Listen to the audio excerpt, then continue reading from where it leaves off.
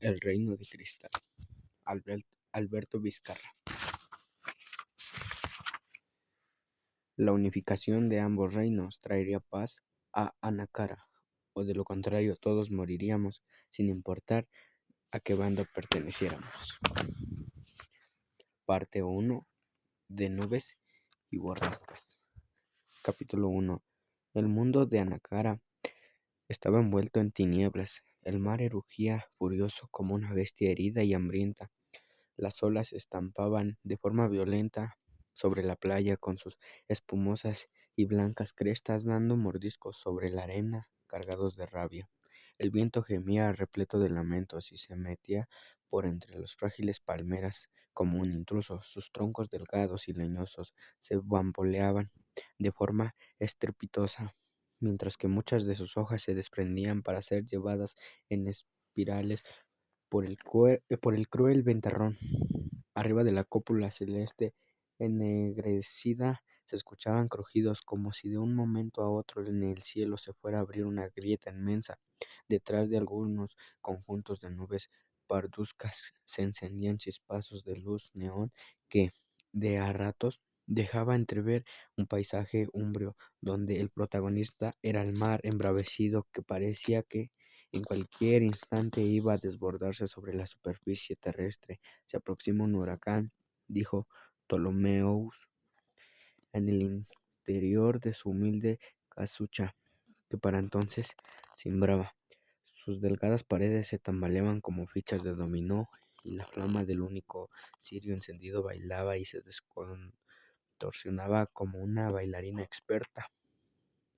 Guau, guau, contestó Laika moviendo la cola. Era la perrita de Ptolomeus, pequeña de tamaño, color blanco, con una mota negra en uno de sus ojos. Laika era con quien compartía la casa y su única familia. Tengo que avisarle a los vecinos, Laika, no creo que la aldea quede en pie después de esta noche. Nunca había visto un preludio al caos tan escalofriante en toda mi existencia.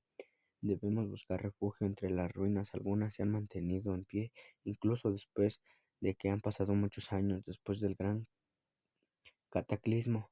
Llegar ahí es nuestra única oportunidad de sobrevivir. Wow, contestó Laika ladeando la cabeza de manera interrogante. Espera, no tardo. Regresaré por ti. Ptolomeus salió estampando la puerta.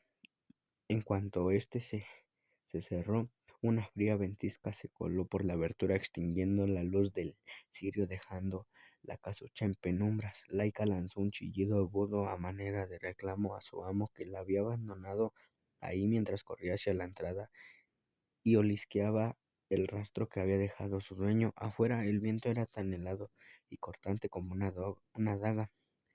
Ptolomeus nunca hubiera creído que que en las costas de Humantar pudiera hacer tanto frío. Sentía su rostro y sus brazos congelarse cada que se abría paso por el estrecho sendero mientras trataba de alertar a todos sus vecinos sobre la catástrofe que se aproximaba. Llevaba viviendo ahí toda su vida, conocía de sobra que en esta región el clima era casi siempre cálido. Percibía algo inusual en el ambiente, algo padre y otros pescadores, algo maligno y antinatural.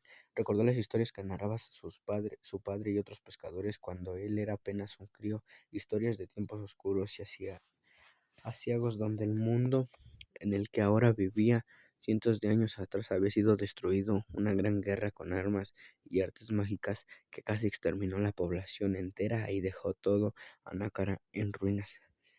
De los escombros de la antigua civilización hubo pocos sobrevivientes y la información sobre lo sucedido hacía tiempo atrás era más bien escasa o nula. Por eso había sido mucho, pero mucho tiempo atrás, varios años después, los descendientes de los pocos que sobrevivieron al gran cataclismo habían tenido una vida tranquila. Los mayores peligros y causas de desdicha a la que se habían enfrentado Ptolomeus eran la miseria y la hambruna que llevaban por un largo periodo azorando a la región, pero el pescador y sus vecinos siempre habían encontrado la manera de seguir subsistiendo, ya fuera con agua y pulpa de coco o comiendo insectos cuando la pesca era escasa.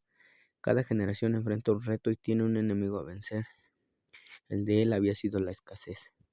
A las ruinas hay que dirigirse.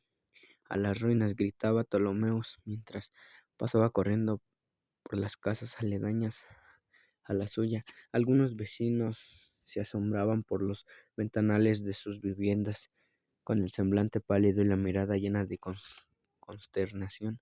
El viento rugía tan fuerte que a veces al pescador le costaba trabajo escuchar su propia voz. Vio a la familia Baren salir de su casa abrigados, cargando unas canastas de bolsas de tela, tomando un camino para dirigirse a los vestigios de la civilización antigua y ahí salvar sus vidas. Tommy, el hijo mayor, iba cargando en su pecho un cabrito pequeño de color negro y huerza.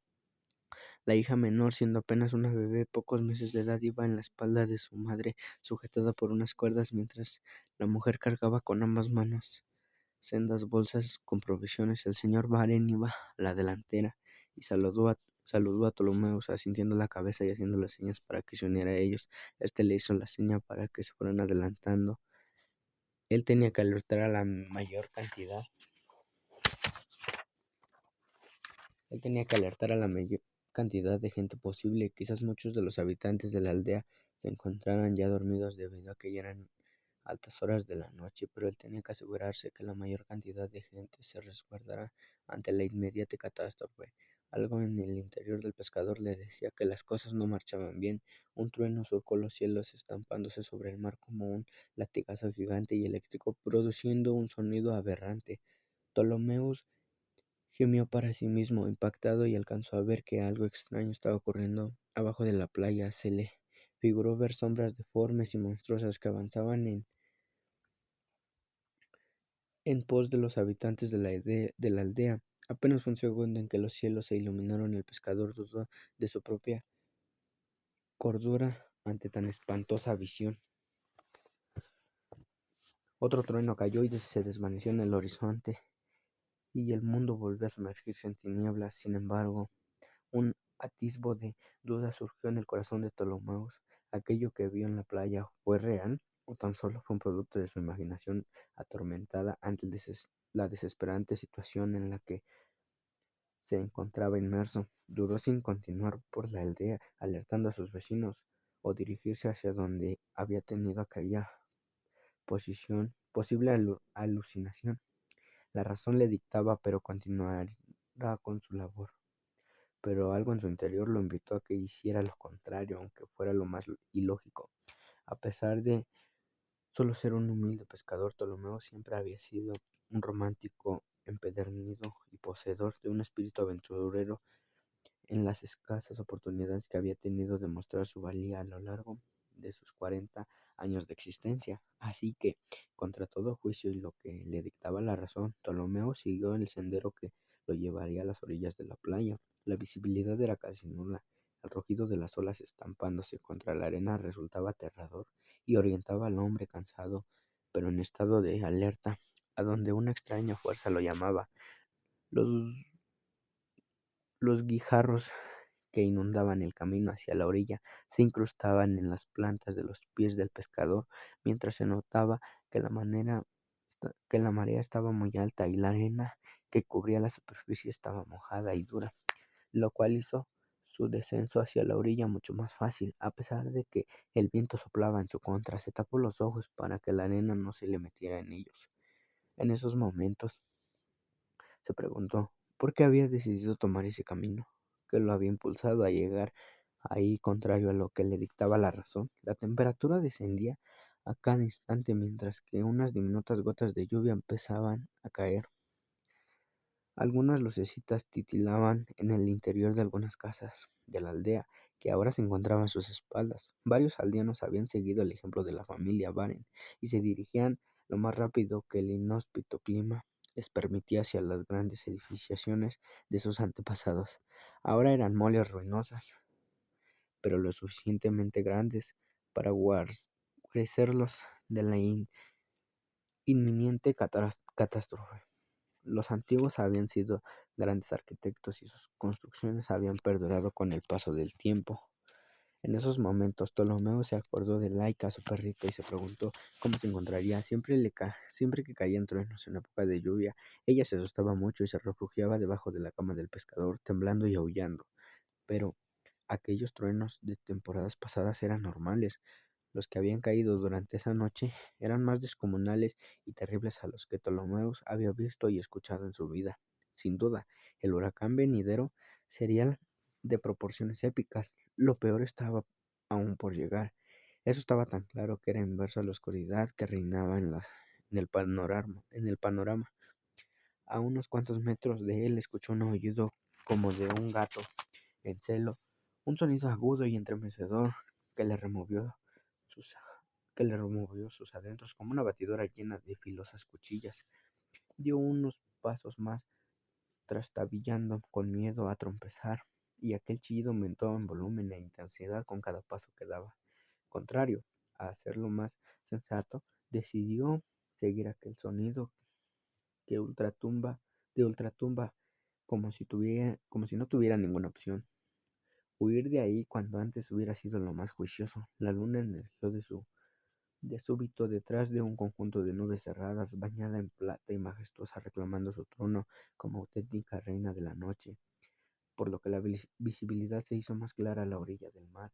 A unos cuantos metros de él vislumbró a una mujer que vestía de una túnica con capucha violeta que hacía juego con sus ojos que brillaban como amatistas, sentada sobre una roca con un bulto en las manos. La mujer desprendía un halo de luz sobrenatural como si estuviera hecha con el mismo material de la luna que acababa de emerger en el horizonte. Conforme se acercaba a ella, Ptolomeus pudo ver sus delineadas y sublimes facciones que miraban consternadas al bulto que cargaba con ambas manos. Su rostro y brazos eran pálidos que los platos de fin- que los platos de fina porcelana que aún se encontraban hechos trizas en el interior de las ruinas de sus antepasados.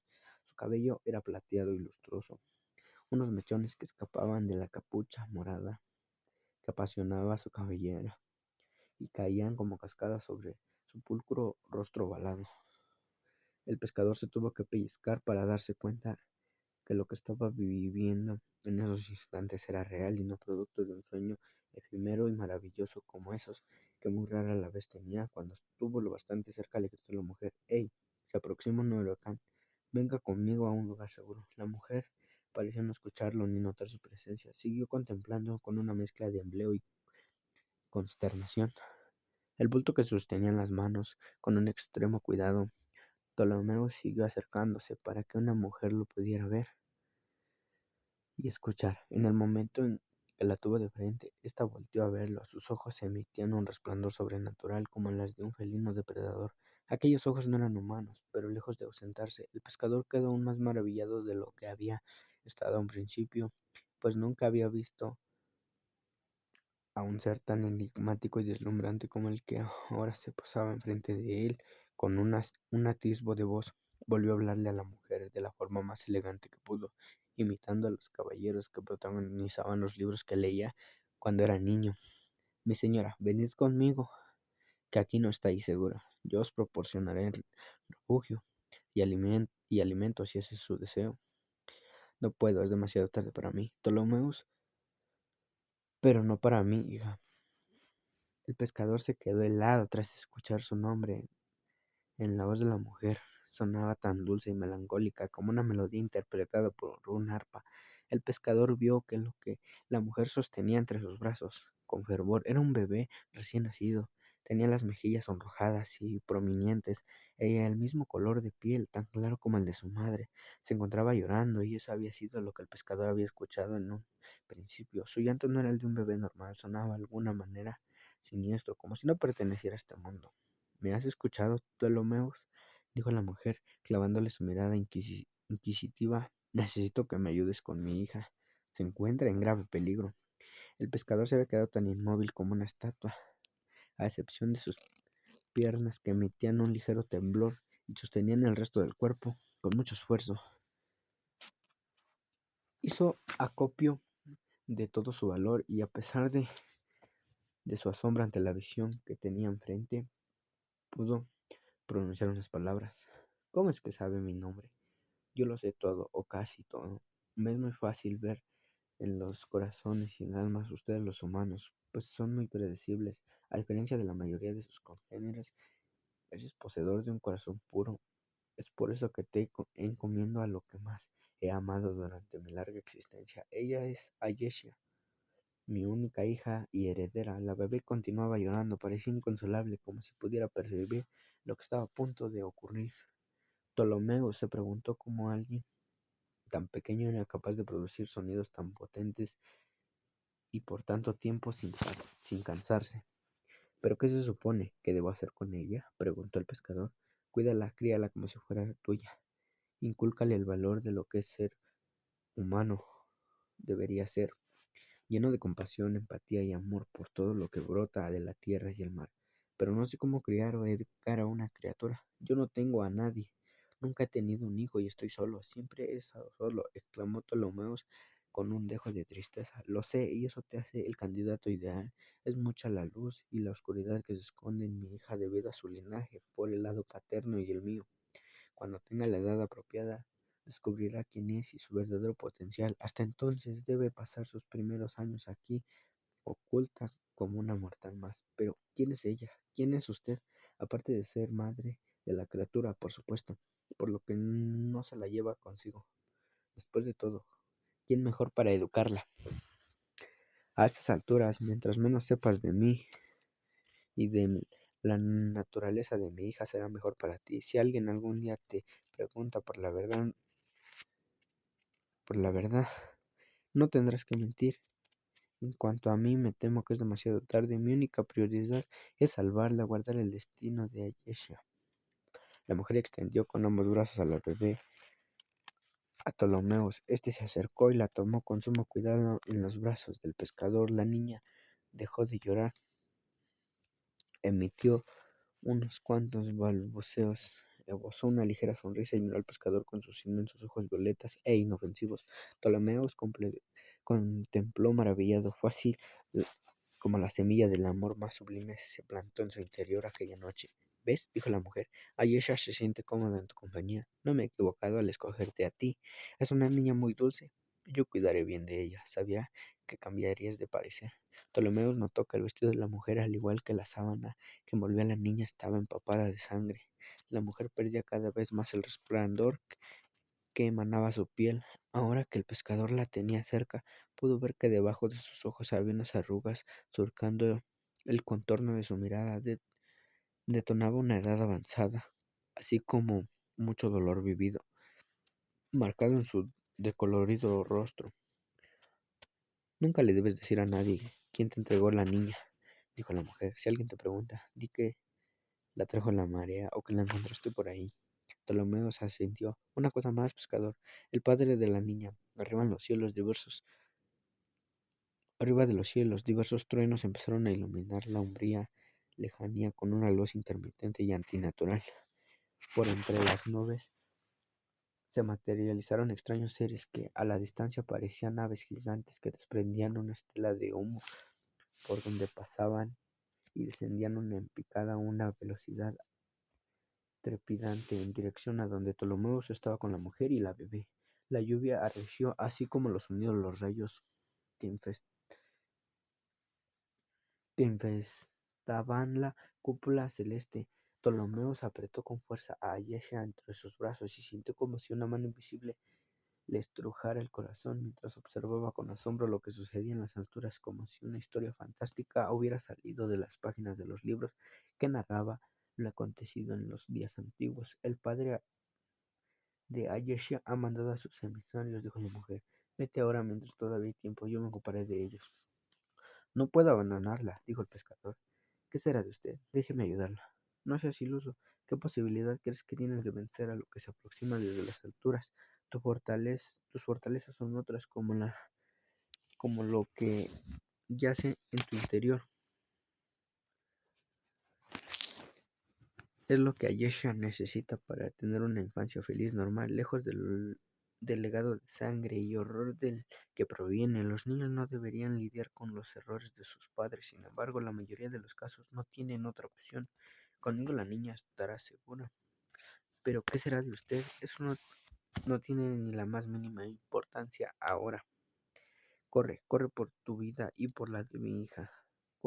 Demasiado tarde, dijo Ptolomeo, señalando la orilla de la playa donde las olas se batían. Del cielo descendieron 3 jinetes montados sobre unas bestias feroces y aladas. Parecían aves, pero tenían el cuerpo cubierto de pelo, salvo sus fuertes patas escamosas como de gallina. Sus ojos eran amarillos, sin iris, y emanaban un resplandor malsano. Tenían alas largas y membranas como de murciélago, y de la cabeza nacían 3 protuberancias que parecían cuernos. El olor que despedían las criaturas sobre las que iban montados los jinetes era nauseabundo, como de despojos descomponiéndose al calor del sol después de varios días. Los jinetes llevaban armaduras completas metálicas de color rojo con vivos amarillos. Los yelmos que cubrían sus anchos pechos tenían incrustados símbolos extraños, como si fueran parte de una escritura siniestra y arcana. Los cascos alargados que cubrían sus rostros resultaban grotescos, pues tenían forma de bestia con ojos resplandecientes y ningún orificio para respirar o hablar. Además tenían 2 cuernos sobre sus cabezas y estaban armados con espadas curvas y hachas grandes que colgaban de sus espaldas. Su sola presencia resultaba intimidatoria. Era una imagen salida de una terrible pesadilla. Los 3 jinetes desmontaron de sus sillas, desenfundaron sus espadas curvas y se aproximaron de forma parsimoniosa hacia donde estaban Ptolomeo, Ayesha y su madre. Eran muy altos, musculosos y anchos de espalda. Sus ojos resplandecían con un fulgor ambarino y aterrador. Eran los emisarios de la muerte, pues ninguna vida natural emanaba de ellos. Con cada paso que daban, la temperatura descendía de forma abrupta, y todo lo vivo en el ambiente parecía secar, como si de alguna manera esas criaturas succionaran la energía vital de todo lo que estaba a su alrededor. El jinete que estaba en medio era el más alto e imponente de los 3. Con una voz cavernosa se dirigió a la madre de Ayesha, señalándola con la espada en tono amenazador. ¿Sabes a lo que hemos venido? Entréganos a la niña y te daremos una muerte rápida e indolora. Jamás, contestó la mujer. No someteré a mi hija a las garras de su padre y a todos los horrores que ha creado. Los únicos que morirán hoy aquí son ustedes. Mi hija crecerá entre los humanos. Solo así quizás tenga una oportunidad de escapar el destino que le espera. Humanos, no me hagas reír, espetó el líder de los jinetes. Si el rey se enterara de lo que planeas, no tendrías una muerte tan benévola como la que nosotros te estamos ofreciendo. Desatarías toda su ira. La idea de que su hija se críe entre los humanos le resultaría abominable. Hay esperanza en los humanos a pesar de sus defectos, lo admito, pero tienen capacidad de redimirse. Existe aún esperanza dentro de ellos, potencial de amar y sueños por cumplir. No me, no me habléis de los sueños que tienen los humanos, pues, puesto que a pesar de que se les ha brindado grandes dones, sus vidas efímeras vienen acompañadas de muchas desgracias. No me habléis de lo finito de su vulgar existencia. Ensimismados en ellos no ven los prodigios que ocurren día a día. Se han olvidado de nosotros, de que existimos. Si nos han olvidado es nuestra culpa. Tan solo observa lo que ha quedado del mundo que alguna vez fue. Presta atención a ese patético ser que está contigo, un ejemplo perfecto de la desgracia que conlleva la imperfección de ser un mortal. Este mortal tiene fuerza muy superior a la de ustedes 3 juntos. Es mucho más fuerte de lo que incluso él mismo cree. Hablas mucho considerando lo poco que te queda de vida, dijo el líder de forma fría. Los 3 jinetes se movieron cual saetas llenas de furia, creando un perímetro alrededor de la mujer, y se prepararon para testar sus armas en contra de ella. Ptolomeos, gritó la mujer, retrocede, yo me encargo de esto. Ya sabes cuál es tu misión. El pescador retrocedió sosteniendo a Ayesha con fuerza en los brazos y tratando de creer todo lo que estaba pasando era real y no producto de su imaginación. Lo que sucedió a continuación quedaría grabado en la memoria del pescador hasta el último día de su existencia. Había leído sobre los días antiguos y el uso de la magia, pero nunca nada como lo que experimentó en esos momentos. La madre de Ayesha extendió los brazos y abrió las palmas de sus manos como si succionara la humedad que había en el ambiente y millones de partículas acudieron a sus llamadas. En cuestión de segundos se crearon unos bloques de hielo en forma de lanzas cortas en cada una de sus manos. La mujer lanzó a una velocidad frenética uno de los proyectiles al jinete que se iba acercando por el flanco derecho y éste se enterró y atravesó el pecho de la criatura que se tambaleó y cayó de bruces, pero aquello que había tocado la arena y era solo un cadáver que se transformó en pequeños témpanos azulados. Instantes después los dos jinetes restantes trastabillaron, dudando si continuar el ataque, mirándose uno al otro hasta que el líder se dijo a la mujer: ya veo que su majestad, porque su majestad te respeta incluso después de todo lo que pasó. Aquel que llamas majestad no respeta a nadie, dijo la madre de Ayesha, asumiendo con su cuerpo una posición defensiva. Los dos jinetes reanudaron la agresión, proyectando sus espadas en dirección a la madre de Ayesha, acometiendo sin piedad, pero esta defendió con la lanza corta de hielo aún restante. Las espadas no podían romper la lanza, así que Ptolomeos pensó que aquello no era hielo de consistencia normal. En su vida había tenido tanto frío mientras trataba de digerir lo que estaba pasando. El ataque sobre la mujer continuaba. Chispazos de luz azulada se producían cada que las espadas curvas de los jinetes chocaban contra la lanza helada. La mujer invocó una vez más a la humedad que circundaba en el ambiente con sus manos y creó una pequeña estrella que lanzó con furia a uno de los atacantes y se incrustó en su cuello.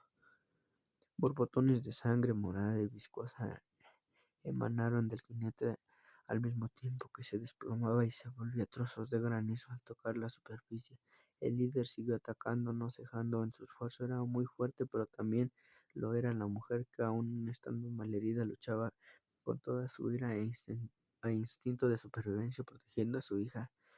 El cabecilla de los jinetes sacó una enorme hacha de su espalda y la descargó contra la mujer con toda su furia, usando la espada en su mano derecha y el hacha en la izquierda. Resulta más sorprendentemente que alguien de su tamaño se desplazara con tanta agilidad como si de un felino se tratara. De pronto la mujer comenzó a emanar una tonalidad violácea que la rodeó y empezó a vibrar a gran velocidad. El jefe de los jinetes la atravesó con la espalda, pero ella oscilaba tan rápido que era imposible para su atacante traspasarla. La mujer volteó por última vez a ver a su hija y sus ojos se encendieron como si una supernova estuviera ocurriendo dentro de sus pupilas. Después se elevó al aire como un rayo ascendiente y se perdió entre un conjunto de nubes grises y apretadas. El malvado corrió hacia donde las bestias aladas estaban, tomó la suya, elevándose también, y las otras dos ahora sin jinetes que las montaran lo siguieron. Ascendieron a una velocidad enardecida, graznando y emitiendo sonidos aberrantes. Siguieron el rastro de la madre de Ayesha hasta que se perdieron en el mismo grupo de nubes apretujadas. Nada se escuchó o se vio por unos momentos, dejando una orilla de la playa sumida en total silencio y oscuridad, cuando de pronto el cielo se tiñó de varios colores y se encendía y se apagaba de forma aleatoria por diferentes zonas de la cúpula celeste, como si una batalla enorme de magnitud estuviera ocurriendo en las alturas. Los truenos se reanudaron y su caída produciendo sonidos torvos y caóticos, mientras que las nubes se iban iluminando de manera siniestra, creando un paisaje apocalíptico. De pronto, los truenos cesaron y las nubes se fueron desvaneciendo, dando paso a un cielo claro, tachonado con estrellas que se veían más luminosas y más cercanas aún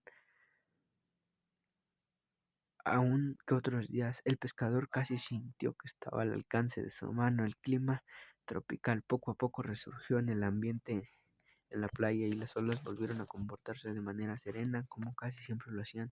Ptolomeus miró a la niña que tenía en sus brazos. Esta sonreía, emitía balbuceos y alzó una de sus manitas queriendo tocar el rostro del pescador. No importaba qué tan horribles e inverosímiles habían sido las visiones que había tenido momentos antes. Ahora una vida dependía de él, un padre no preparado para una hija no deseada. Ptolomeus ignoraba la naturaleza y la identidad de los verdaderos padres de la niña, pero nada de eso importaba ya.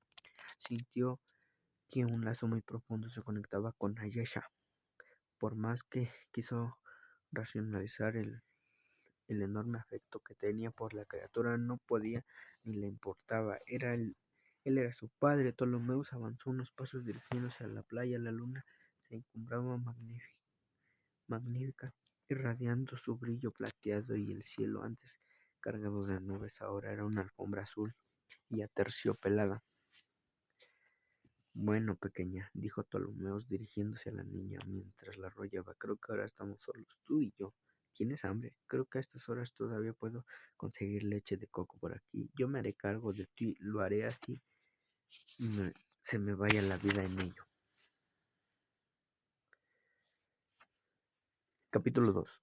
Una luz matinal se colocaba por la única ventana de la casa de Ptolomeos, traspasando las delgadas cortinas, reflectándose en el rostro de Ayesha, que aún se encontraba semidormida, debatiéndose si seguir acostada o levantarse.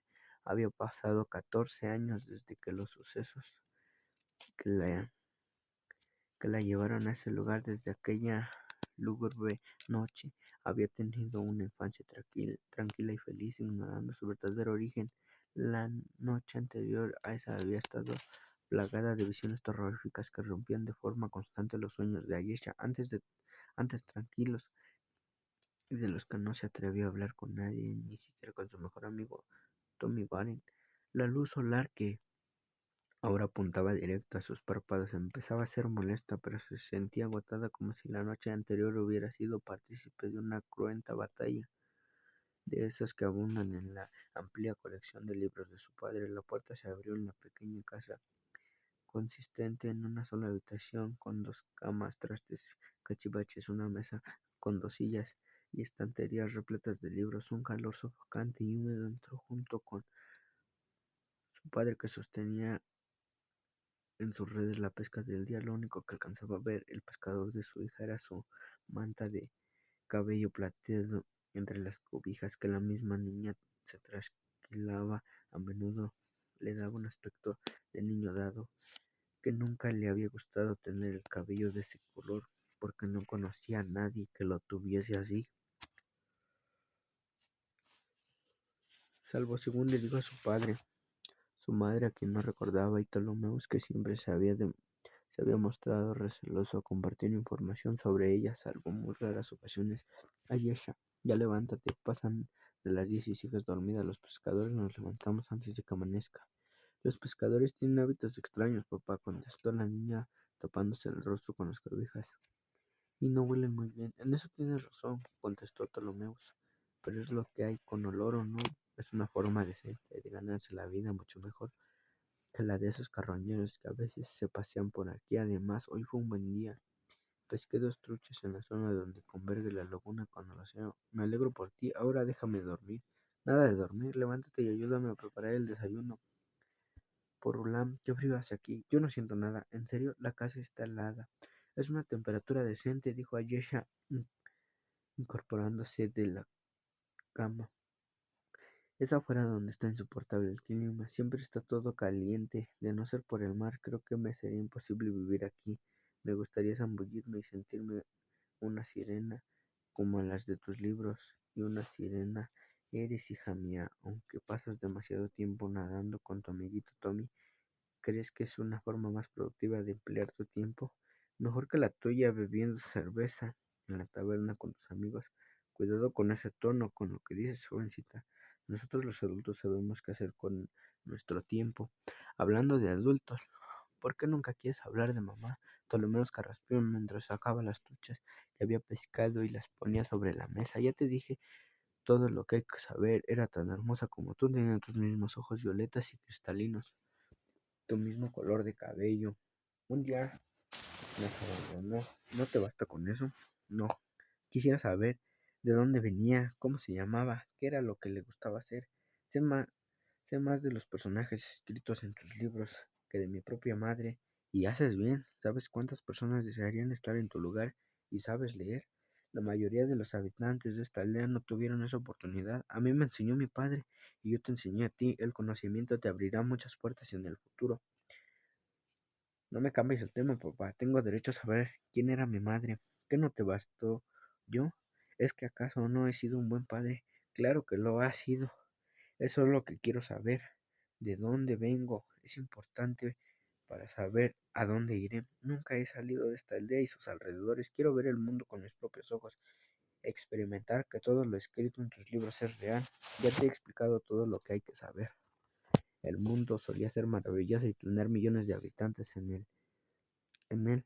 Existieron muchas civilizaciones grandiosas que con sus conocimientos crearon prodigios que te costaría trabajo creer que alguna vez existieron. Después vinieron las guerras mágicas que destruyeron reinos enteros y acabaron con casi toda la población.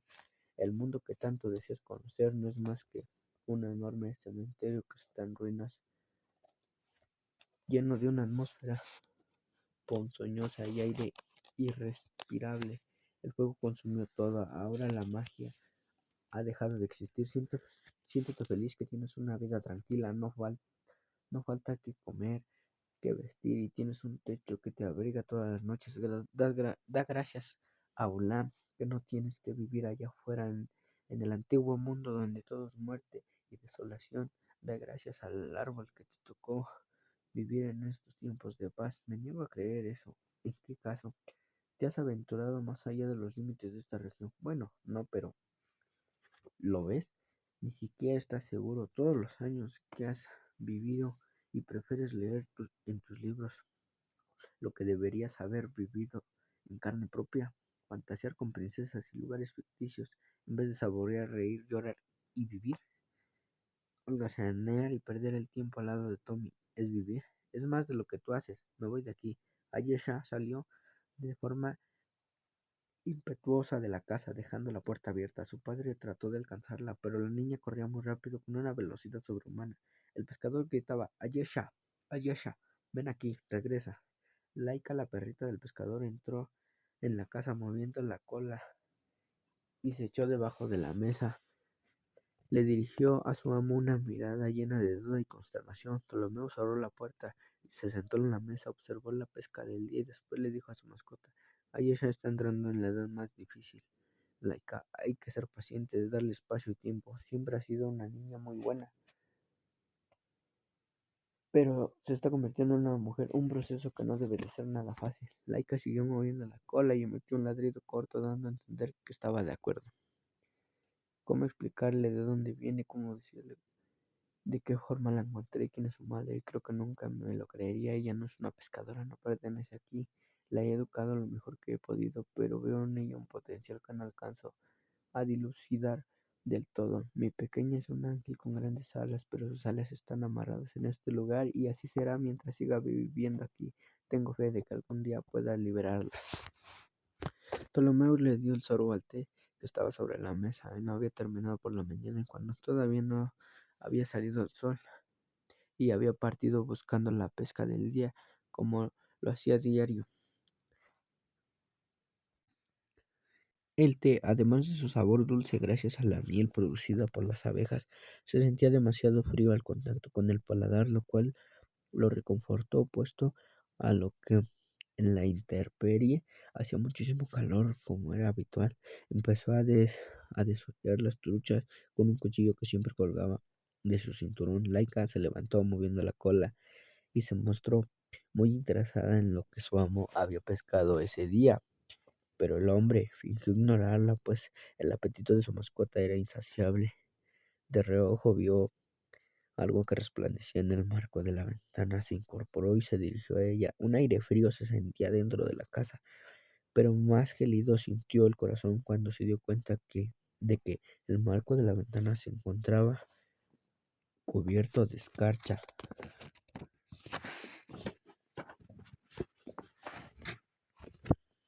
Capítulo 3. Después de correr por varios minutos, Ayesha llegó a la orilla de la playa, achicharrándose por la intensa ola de calor que envolvía el ambiente. Metió sus pies a las olas que estallaban y removían la arena. Al sentir el agua fría y salina en las plantas de los pies, se sintió reconfortada, aunque no del todo. Había vertido un par de lágrimas al correr de su casa, y algunas se habían introducido en su boca. Sentía la lengua salada la boca seca. Arriba en el cielo el sol parecía una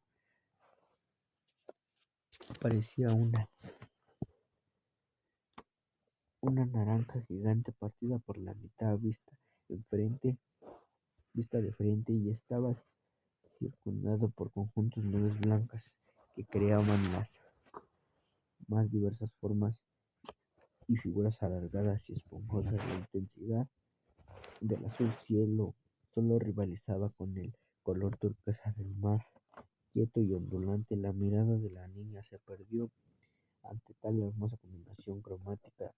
En su interior se sintió tan mal por haber sido tan grosera con su padre. Deseó regresar el tiempo atrás y que esa discusión nunca hubiera sucedido.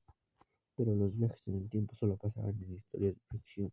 Esto era la vida real, una vida monótona y aburrida. A lo lejos,